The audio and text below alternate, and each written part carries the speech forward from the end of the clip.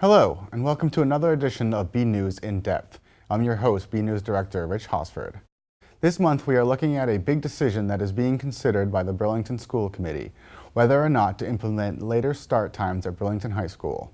The committee is expected to take up the issue for a possible vote during its meeting on Tuesday, October 24th. The proposal has been a point of discussion for a couple of years now, and it was inspired by research into teen sleep patterns that say they are more productive, sharper, and less prone to anxiety and depression when their sleep schedule matches their biological clocks. In Burlington, the measure is being pushed by Superintendent of Schools, Dr. Eric Conti. I spoke with Dr. Conti on Monday about a wide range of topics related to this proposal, including why the school department started to consider the change in the first place. Here is that interview. Hello, and I am now joined by Dr. Eric Conti, Superintendent for Burlington Schools. Eric, thanks for joining us. My pleasure. So, just want to get a little bit of the background. First of all, let's talk about what the proposed changes are. So, the idea is to move the high school start times from the first bus pickup from 6:35 to 8:05.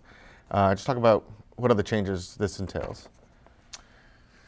All right. Well, if you want to start with the changes first, essentially we'd be moving the high school day from 7:30 to 2, which it currently is, to 8:30, 8:35 to 3:05. So again, shifting about an hour later at the high school level.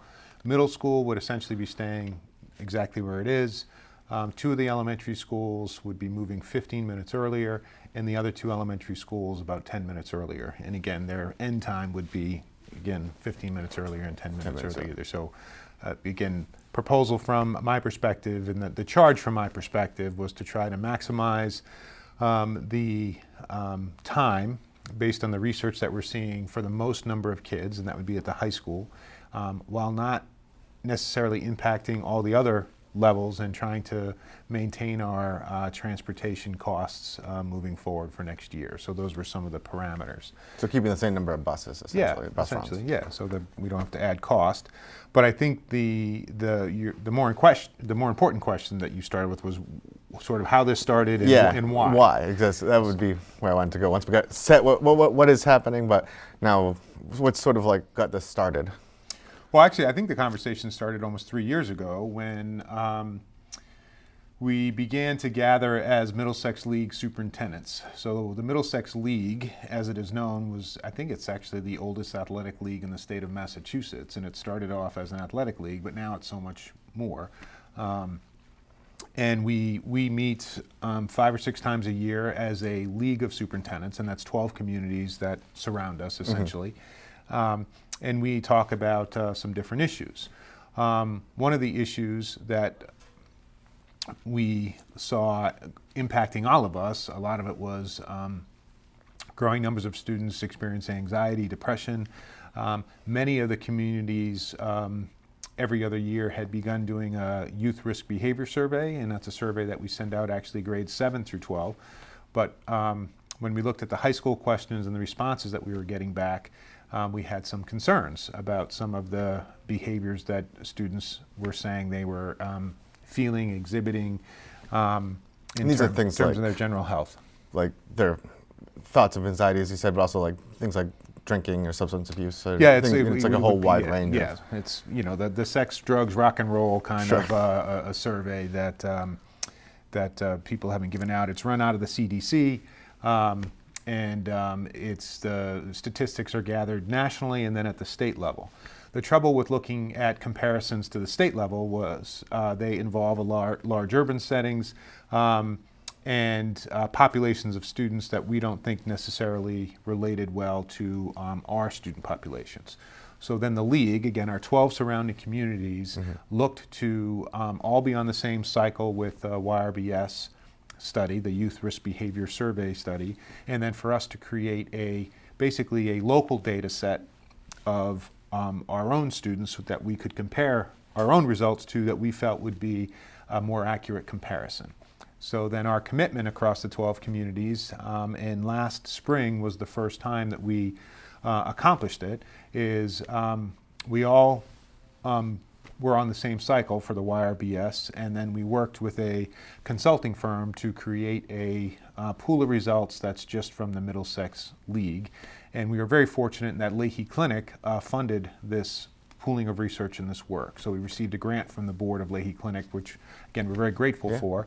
Nice. And then our plan is to every 2 years continue the cycle all together as a league. Now you're asking me, how's that connected to later start times? Well, when we saw the levels of anxiety that we were seeing, some depression, some risk-taking decisions that kids were making, we started having conversations and looking at some of the research. And what some states had done and what a growing body of research was saying is that a lot of high school students are walking around like they're jet lagged all the time. And there were schools and research that was demonstrating some success in mitigating some of the anxiety, depression, and risk-taking by adjusting their start times to better match where the kids were developmentally in terms of their brain and their sleep patterns. So that's really where the conversation started, and where the research was coming out. And actually, some of the research was coming out of Children's Hospital right here in Boston. So it was compelling. So many of us attended a conference where Dr. Judith Owens presented, and she presented not only her research but the research of others, and discussed sort of the changes that adolescents are experiencing in their brain in regards to their sleep. And her research and the research of others has really concluded that a high school start time of 8:30 or later is sort of ideal. And so that's really when the 12 communities of the Middlesex League committed to seeing if we could have all of our high schools start between 8 and 8:30 in the fall of 2018. And again, the reasons for it is not necessarily to see increases in grades, graduation, attendance. Many of our schools are high performers in those areas. Right. It's really to try to look at more of a public health perspective, from a public health perspective, and that's really where Dr. Owens presents her work. It's just healthier for the students to adjust their day. Yeah, I don't want to buzz by that, because I think there's a lot in what you just said. But I think one of the things that some people or parents might say is just, if they go to bed earlier, they'll get up earlier. But I saw Dr. Owens' presentation that she did here. Just talk a little bit about why that isn't the answer, according to her. Right, and again, I'm repeating someone else's expertise. I'm sort of certainly not the expert in this area, but what Dr. Owens presented, as you saw, was their brain chemistry is just different. So it's really hard for teenagers to fall asleep before 11 o'clock. And so, and then once they fall asleep at 11 o'clock, every hour actually isn't the same. So what she would say is that hour of sleep in the morning, when REM sleep happens, that's really important sleep for brain development, for memory, for academic achievement, for I think just for general disposition, for a lot of things. So not every hour of sleep is actually equivalent from a teenager's perspective. And so, again, her contention and the contention of the research is it's not that kids would just stay up an hour later. That's not the case. Or if they just went to bed earlier, again, that's not the case. It's that the sort of their circadian rhythms, the hormones in their brains, are kicking in at different times than they are with adults and with younger children. Yeah, so they're just sort of designed to stay up a little bit later, sleep in a little bit later. Yeah, exactly. So again, I think anybody who has had elementary school kids in the house, they're up oftentimes before their parents, but teenagers, we all know, you got to sort of prod them awake. Well, again, and there's always exceptions, but again, the purpose here is try to present an option to the community that's cost effective and that reflects what's best for kids. And so that was the sort of the proposal, and the first thing a lot of people would question, again, is exactly what you questioned. Why not just put them to bed earlier? And I think there's a biological reason for the proposal. And the other thing is, what about after-school activities? And that's why really, I know those are very important to children and to families. And so that's one of the reasons we're trying to approach this as a league, because we've all committed to shifting our activities to reflect the later start time, which ultimately should be better for students. Right. Now we'll get to that part in a Sure. second, but the other, just to go back to what you were saying. So if the students are sort of going through the day feeling like that, as you said, jet lag feeling, how does that impact decision making as far as, either one, academic achievement, but maybe more importantly, just, healthy lifestyle? Well, again, I think what I read in the research is the same thing you did, is what they're seeing indications of is more risk-taking behavior. Oftentimes their diet is impacted. They're looking for sort of higher sugar type foods, and so it can impact what they eat. It can have sort of profound effects, across the board. There's even some parts of the states where, on a much larger scale, they've looked at accidents and driving ability, and they said when the kids are more awake, they tend to drive, even as they're learning how to drive, right? So right. They tend to drive, have fewer issues, fewer accidents when they're more awake when they're driving. Again, everyone's always going to say, well, if they agree with the change, that's all great. If they disagree with the change, they're going to say, well, my kid's not like that, or in Burlington, that's not like the rest of the world. And again, I understand that. But again, the whole point of the presentation or the proposal is really to present to the school committee an option that's reflective of research that we hope addresses, to the best of our ability, some of the issues that we're seeing kids have in high school. Very good. And now, to get to that point of, how's the sort of the cooperation with the league going? What would you say to parents who have concerns about, are they going to be playing sports? Is it going to be able to work out? Are they going to be home super late because everything gets pushed up an hour?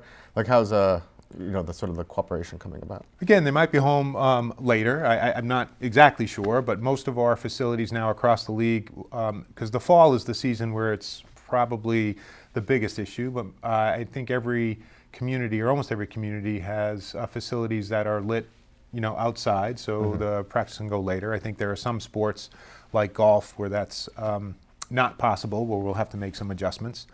But I think those are extracurricular activities, for a reason, and I just think we've all agreed, and we'll have to work with our athletic directors just to make sure that the events can still happen, and that we're looking at this, holistically. Mrs. Monaco on the school committee, mentioned, if I'm so concerned about sleep, how can we have the hockey team practice at, 5 in the morning when the ice time is available? And she's absolutely right. So we have to start looking at when we hold events and really try to find opportunities for our students to get the right sleep and the right amount of sleep. And so, Rich, what I'd also say is it's not as simple. There's no magic bullet. So changing the start time sort of is one thing that we can do. Right. I think we also need to look at the amount of homework that we're giving to students. We have to look at, that was one of my questions. One of your questions, great. So I don't want to get ahead of yourself, when we're shutting off electronic devices. I'll let you get to your questions, so go ahead.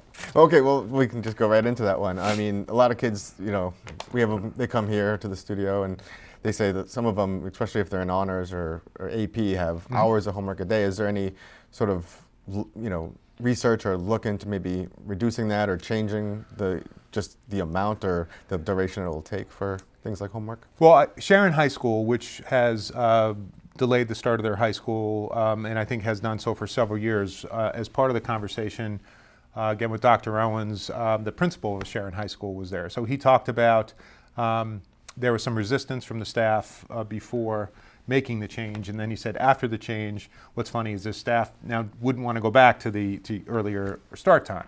But he did say it wasn't enough just to change the time, that they also included in their program of studies, which I like and I believe Mr. Sullivan is working towards, is they have teachers estimate the amount of homework per week. Again, it's just an estimate that go with their classes, and they have a formula that the kids can fill out. So when they're filling out their program of studies, and let's say they want to take a bunch of courses where it adds up to 30 hours of homework a week, plus they want to work 20 hours, plus they want to participate on a varsity sport, that our recommendation would be that that's sort of too many hours of activity for a student to have a healthy amount of sleep in the amount of work they need to do. Again, we can't necessarily restrict someone from overextending themselves. Sure. But I think it's about giving families and students and parents all the right information, or again, the information so they can make some of those decisions. And you also mentioned screens. You know, that's a big, that's part of the conversation. Is there any sort of research coming out that, you know, parents should take heed of, as far as about, like, you know, reducing screen time before bed? Is it have an impact, or is it more just, you know, once they go to sleep they'll be fine, you know? And again, I'm only conveying what I've heard from Dr. Owens, none of my personal research, but I think what she conveyed in her presentation is that children who actually read a book before bed, it helps their sort of mind slow down and helps them transition to sleep. So her recommendation, or it seems like the recommendation coming out of the research, is to actually power down 15 to 30 minutes prior to when parents expect their children to go to bed. And then there was even some research that's saying the devices shouldn't even be in the child's room because it's too tempting for them to get up and turn it back on. So again, there were some studies that were saying parents should collect the devices, you know, 15 to 20 minutes before bedtime, and then help the child transition. And it's about the light that the screens emit. It's not, I don't think it's necessarily the device itself, but I think they emit sort of a blue light that triggers something that activates Keeps the brain going. Plus, it's so easy just to jump from one piece of information to the other, or one activity to the other. And I mean, reading a book, you can say it's definitely got more of a focusing sort of impact. But that's just me based on no research. There you go. My own personal experience. Anecdotal. So a couple of the concerns that I've seen raised, just sort of your response to them. One being, you know, kids have after-school jobs that they already have set hours, trying to make that adjustment. I'm guessing you're going to say, well, you know, school and having a healthier sleep is more important, but it's still a factor. Again, I think that has to be my priority. So that's all I'm saying. If the committee decides not to make this change, again, we'll continue to offer the highest quality schooling we can on the existing hours that we have. But I think given the evidence or sort of the survey data that we've seen, and you know, I'm not sure that's fully accurate either, but I'm saying given the information we have, given the research that's out there, I just think it's responsible for us to make this proposal. I think it's what's best for kids. If it means that a child needs to shift their work hours an hour later, I hope their employers are reasonable enough to do that. And I think more and more of the high schools that I'm communicating with, or the superintendents I'm communicating with, are considering making this change already. I even read there was a legislative proposal. Not every legislative proposal makes it sort of into the full-blown docket, but there was a legislative proposal to have all high schools in Massachusetts start at 8:30 or later. So I think this research is getting some attention.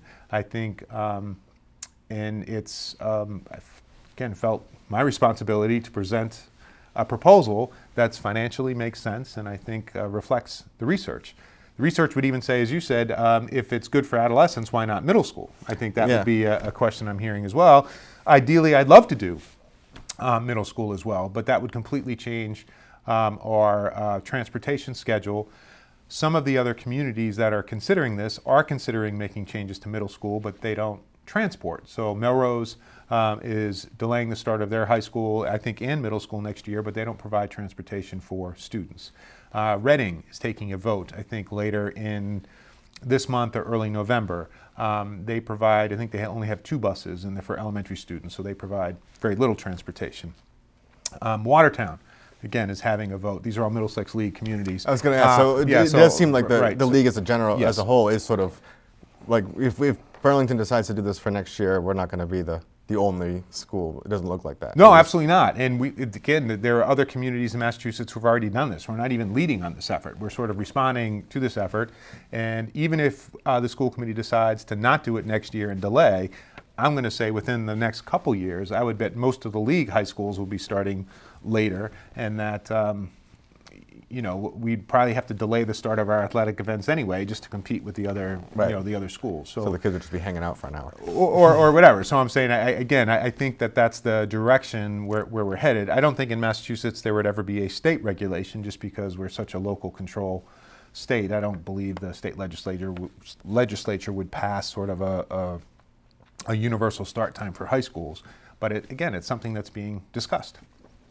Now, what about, and I saw this, you know, brought up a little bit on on the sort of residents network on Facebook, but, you know, one of the things is, you know, why not do it later start times for all the students, like elementary as well? Because one, does this research apply to younger kids? And two, you know, I knew when I was in high school, my responsibility was to get home and then babysit my younger sister. So what's the opposition, I guess, to just delaying all the schools? Well, if we delay all the schools, we can't provide transportation to all the kids. So we share 18 buses, and that's why we have to stagger Right, okay. our start time. So again, we could do that if we had an unlimited transportation budget or if we stopped transporting. And I think the transportation, providing transportation for every student is a good thing. I also think again, repeating what Dr. Owens had said from the presentation, or this couple times I've heard her, is that the rhythms of younger children reflect more of their parents, so they tend to be up earlier. And oftentimes, what I hear from parents of elementary students is they actually want to get their kids into school earlier so they can get to work. Get to work, right. And again, there are no absolutes in sort of anything I'm saying, because every family schedule is a little bit different.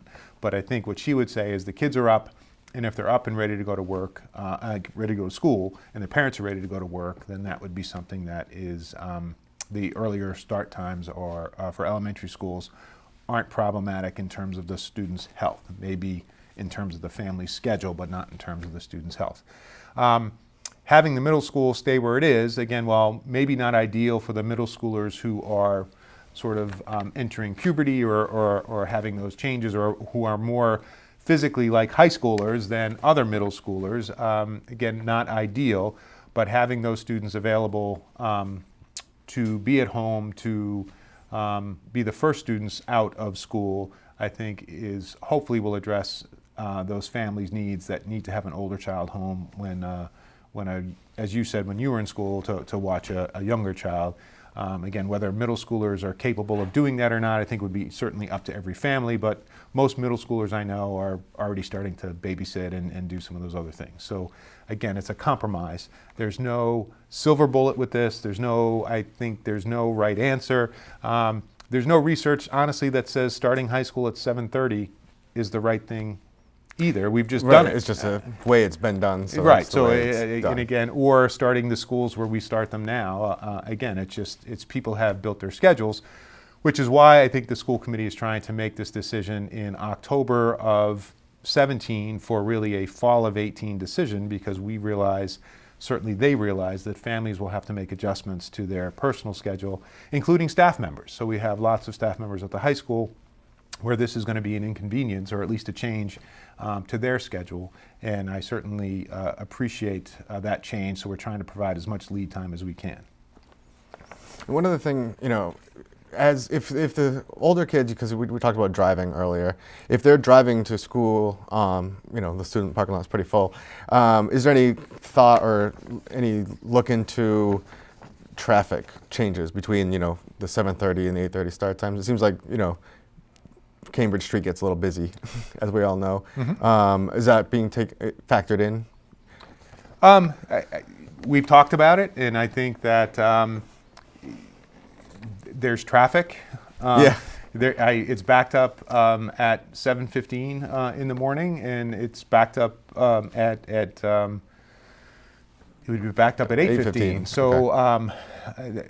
So whether it's equivalent, whether it has a huge negative impact, it would be something I would look at. I think we almost need to try it first before we do that. Whether the students being more awake offsets the additional traffic, I don't know. I think that we have lots of commuters in Burlington, and we're going to have to deal with traffic on Wynn Street and on Cambridge Street, no matter what we do. Yeah, fair enough. All right, just last thing, just What's the next step? You mentioned October, so that's when the school committee is sort of set to vote on it. Yeah, I think their second meeting in October is the 26th, if I have my dates correct in my head. We have some community forums this week, October 3rd, which is tomorrow.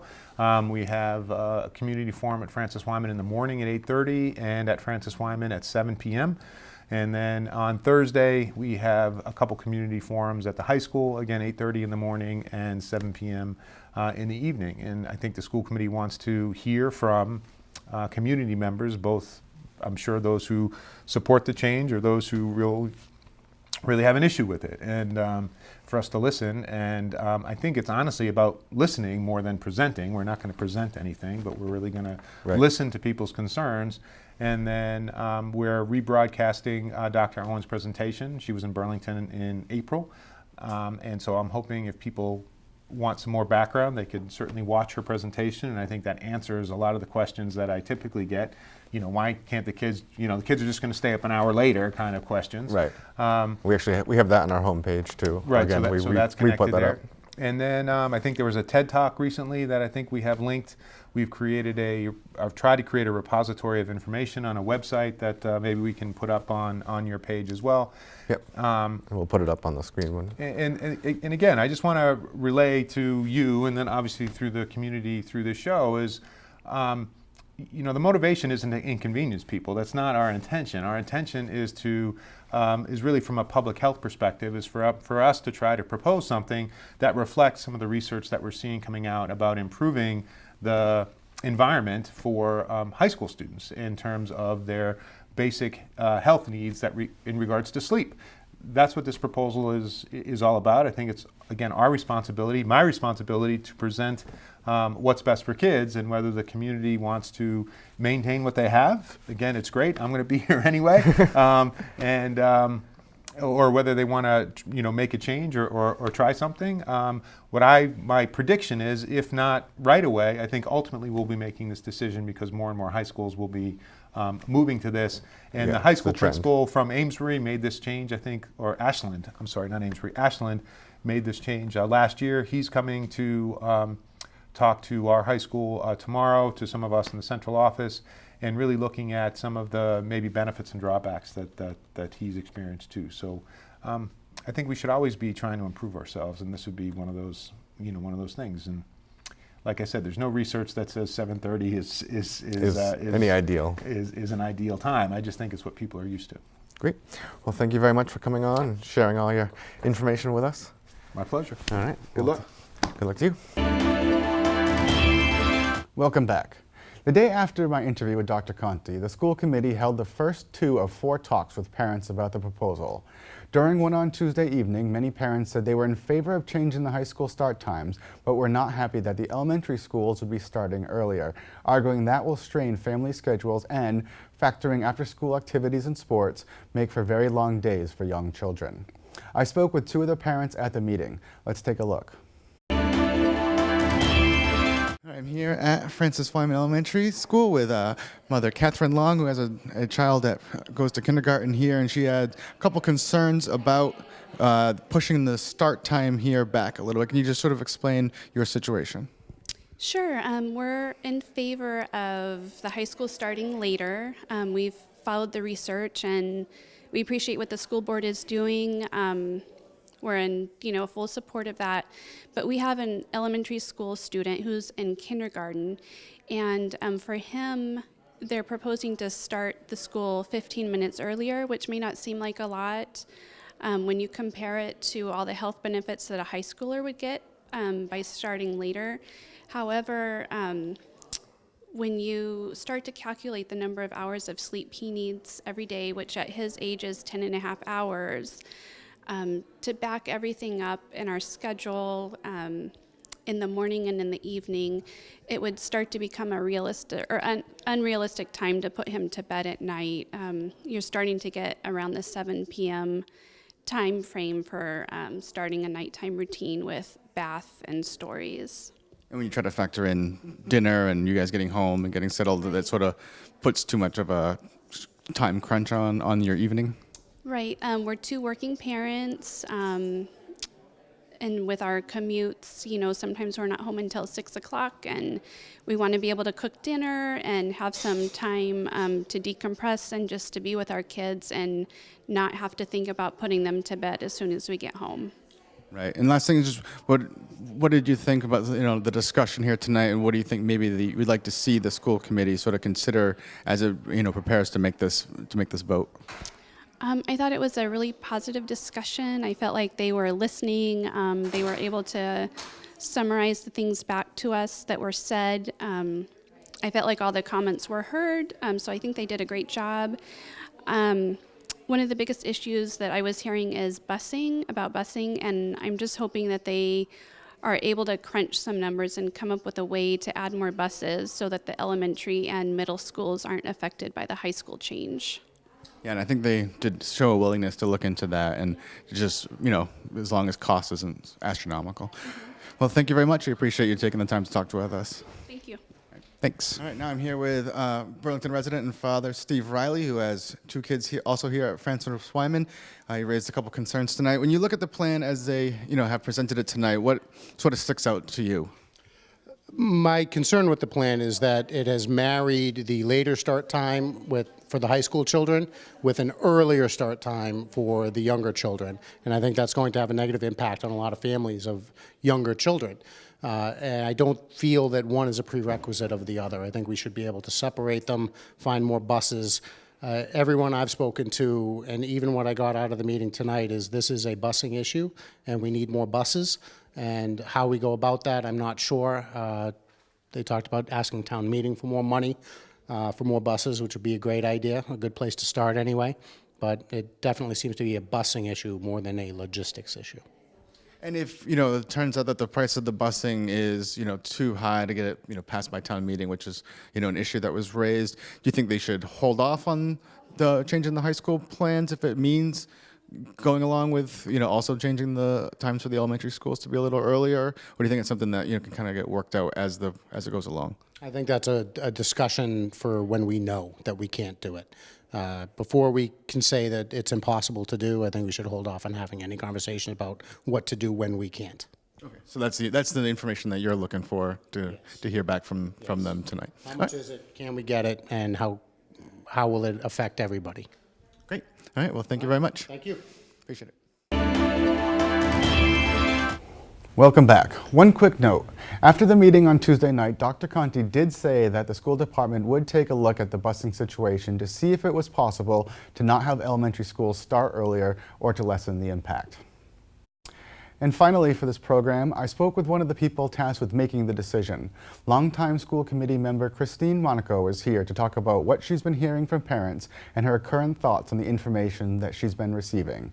Again, this conversation was taped Monday, the day before the first meetings with parents. Let's take a look. And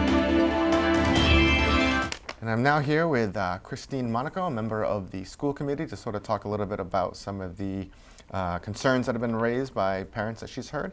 Christine, welcome. Thanks for joining us here today. Oh, thanks for inviting me. Absolutely. So I know you're keyed into some of the discussions with parents and things. What are some of the feedback that you've been hearing? I think it's kind of common knowledge that everyone, parent or otherwise, tends to get anxious about change. Sure. And the change in this case, which would mean opening high school an hour later, it has parents sort of saying, well, is that a good idea? Should we do that? What's there to gain? What's there to lose? And I think there are a lot of issues that people could be concerned about. One of them that I thought might be a bigger issue is having older kids home when little kids got home for babysitting purposes. Right. And there is some of that. I think the biggest issue that I'm hearing is that the parents don't want the little kids to start school earlier in the day. Like, in order to make all of our buses work, we have to shift all the bus routes.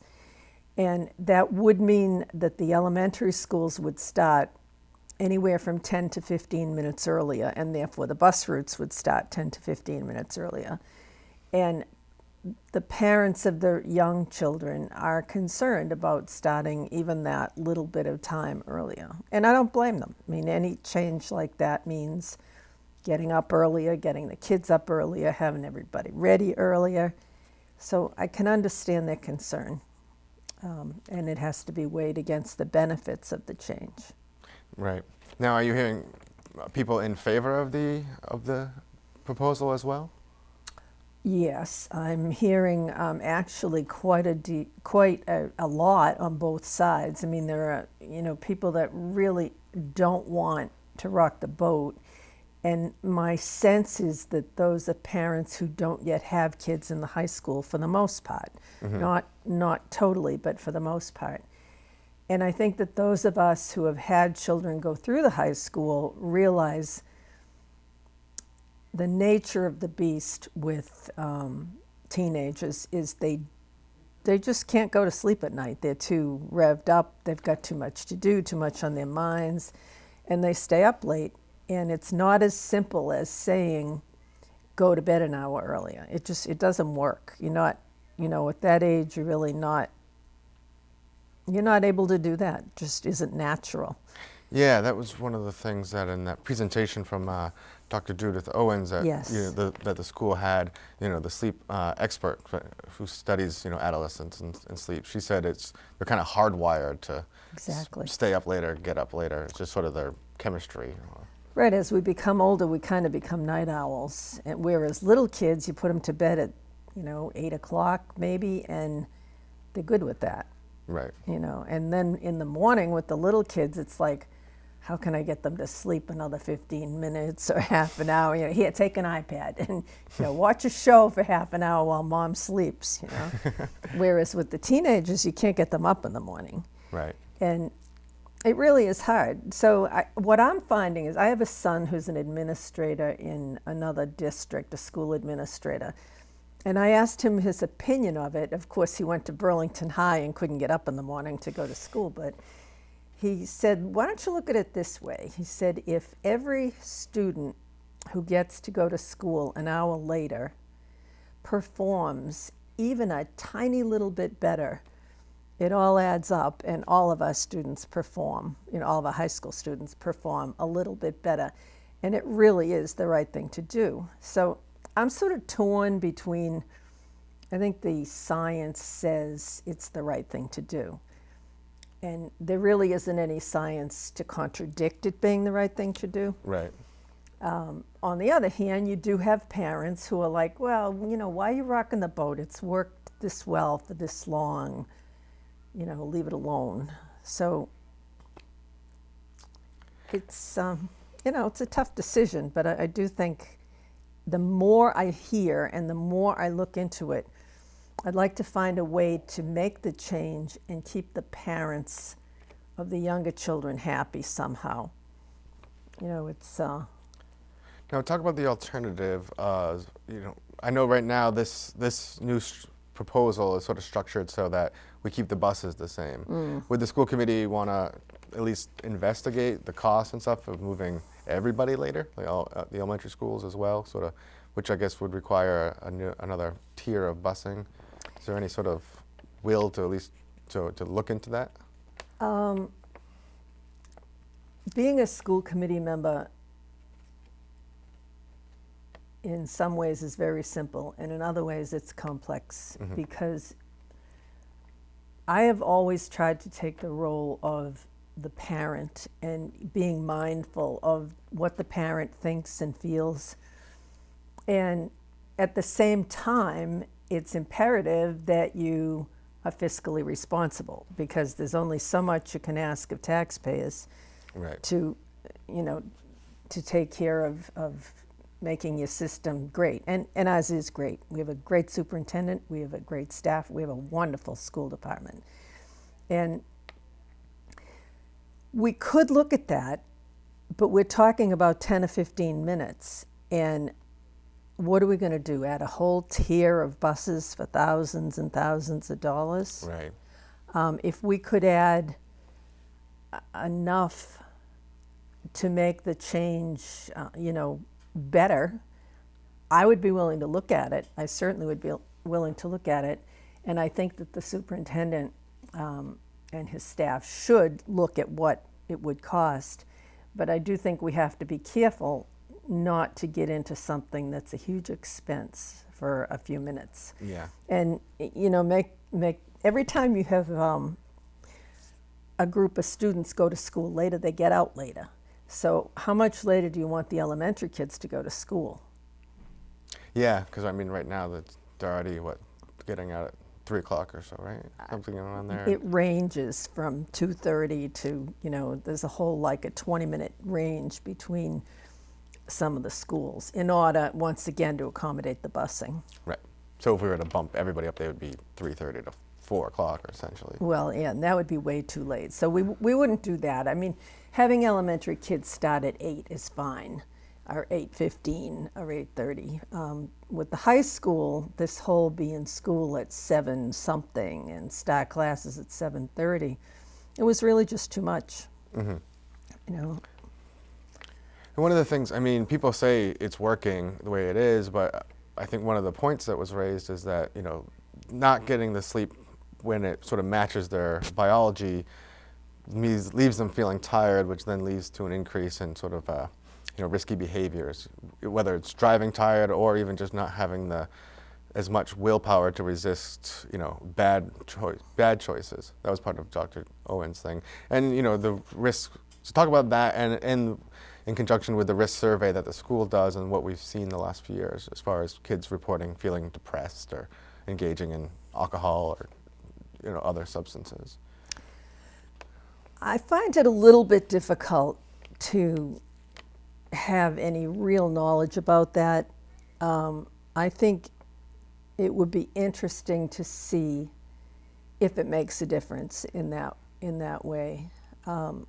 I think overall performance probably includes depression and maybe, you know, possibly risky behaviors.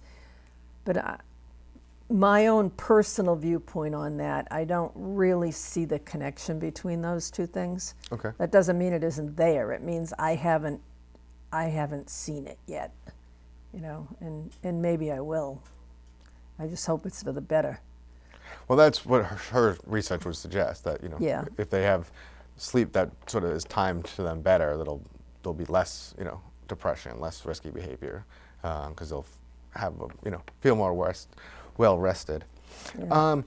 What are your hearing, or what are your thoughts on sort of how this is working out as far as the Middlesex sort of district as a whole? Are you hearing from other schools that they're looking to make this change as well? Yeah. How's the cooperation as far as like after school sports going, things or other activities? That's all great. Dr. Conti is working closely with all the superintendents in the Middlesex League, and they're all looking at making the same, if not, or a similar change in start times. It's easier for the districts that don't have busing, because the bus problem, in Burlington's case, what I see happening is if this goes into effect, the elementary students will have to start school 10 or 15 minutes earlier. If everybody can live with that, and then it'll work out okay. If that's a problem, then I'm not sure how to solve the problem. I've asked Dr. Conti, we've all asked him to look with the bus company at the possibility of tightening that up a little, maybe 5 minutes or 10 minutes and not 15 minutes, you know. So that's the biggest issue I see for trying this. The other problem is I'm a little concerned about the high school students getting out so late. You know, if they start school at 8:30, they're not going to be out until 3. And, Right. You know, by 4 o'clock it's dark in the winter. So I see that as an honest example of something that might not work out so great. But Yes, and it seems like a lot of Burlington High School students are quite busy after school. I mean, Yeah. with a lot of sports, obviously it's a big thing here. Robotics club, for example, a lot of clubs, and also, you know, jobs. And from the kids that come in here to their studio, I hear a lot about homework as well, like multi-hours of homework. it's a very rigorous high school. And, seems it. And, you know, I would say most of the students in our high school are in tough classes, and they do have a lot of homework, and it's somewhat overwhelming, just the sheer volume of work that these kids have to do every day. I mean, young people it's my favorite age group of school kids is high school kids. That's where I used to work in the high school. And I just love those high school kids. They're young adults, they're honest, they tell you like it is, and they really are hard workers. And it'll be, you know, if we do make the change, I think we should follow it very carefully and listen to the kids and see if it's a good change that we should stick with, or if it's not a good change that we should, you know, change back. Yeah, that's a good point. So if, you know, if this is passed or this change made, what would you like to see the school department and the school committee sort of do, you know, during that first year, as far as getting feedback or, you know, making sure that it's not just, okay, we did it, move on? I think we have to listen. We have to listen to the kids, and we have to listen to the parents, and we have to judge whether or not it was a good decision, assuming that it gets made. I think some of us are still on the fence as to whether or not we should do it. And I think we also have to pay attention to what the other towns are doing. I'm not sure we want to be having our time change and other towns not. But there's already a variation, though. Like, I think Lexington doesn't start until maybe 8. I'm not positive of that, but I think Lexington starts quite a bit later than we do already. So, but we need to follow up. Yeah, but then again, if all the other schools in the area do change, do you think that'll sort of push Burlington High School to kind of follow suit, just to be in, you know, sync with them? Right, but my sense of it is that we're sort of more ready than some of the others.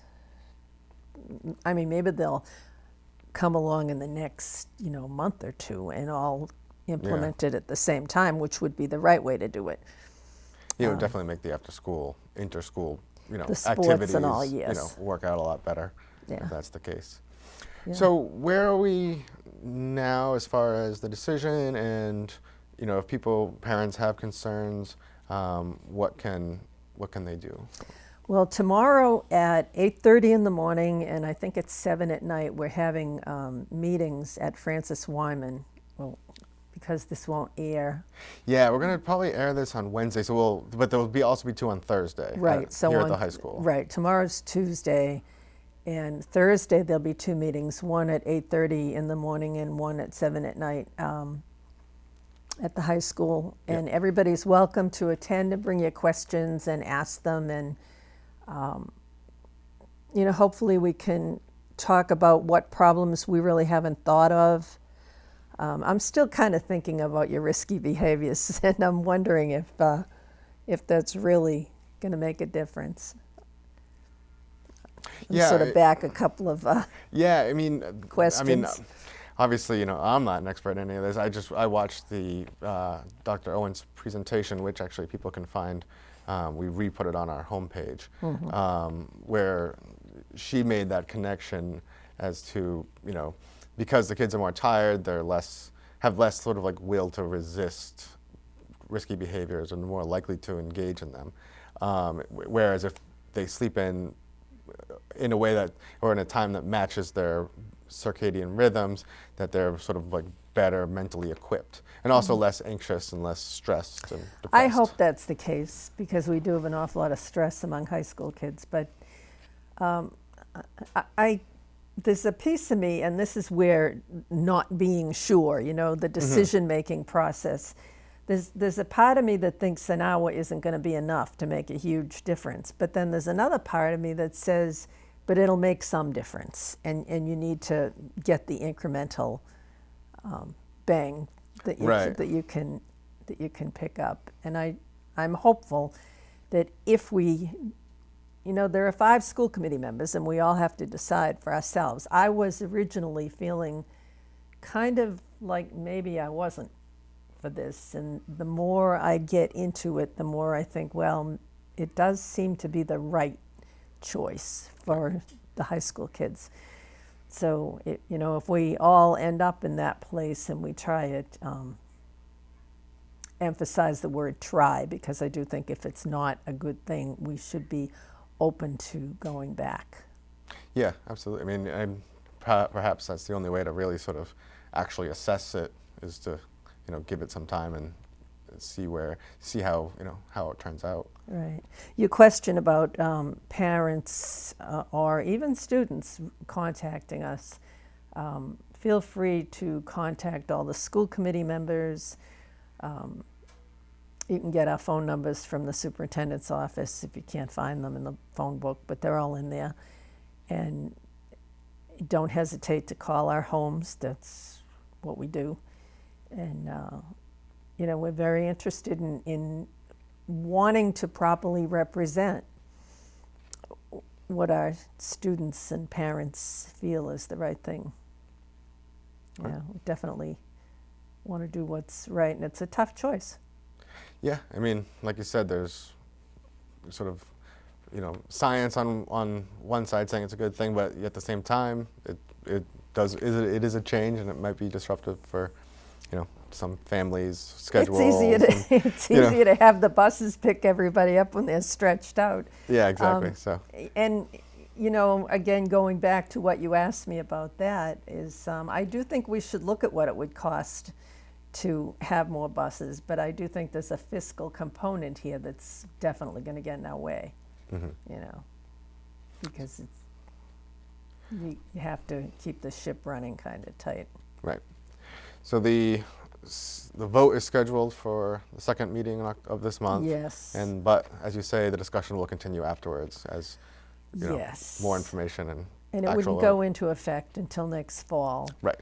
And we'd have to monitor it really that whole year, at least a whole year, maybe longer, and decide if it was the right thing to do. I mean, if we end up having the kids tell us that it doesn't make any difference, they still can't get up an hour later, and they don't like playing sports in the dark, I mean, those are good reasons to go back to the way things are. It's been this way a long time.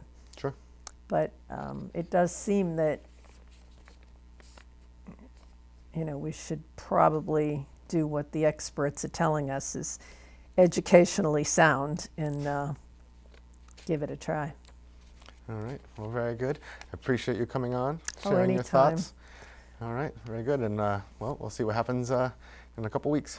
We will. And any parents out there that happen to see this, call us with your input. Go online, but send us your input. All right. Thank you very much. Thank you. And there you have it, a look at the proposal to push Burlington High School start time up to 8:30 a.m. For those watching this program right as it's posted, there will be 2 more meetings with parents on Thursday, October 5th in the Burlington High School's auditorium. The first is at 8:30 a.m. and the second is at 7 p.m. Anyone who can't make it or is watching this after the fact can still share your thoughts with members of the school committee. Their contact information and the contact information of Dr. Conti can be found on the town website at burlington.org. Also stay with BNews and our coverage in the lead up to and the possible vote on October 24th. You can read all of our stories at bcat.org/bnews, where you can also sign up for our daily newsletter. You can also find us on Facebook and Twitter. Thank you for watching this edition of BNews In Depth, and we will see you next time.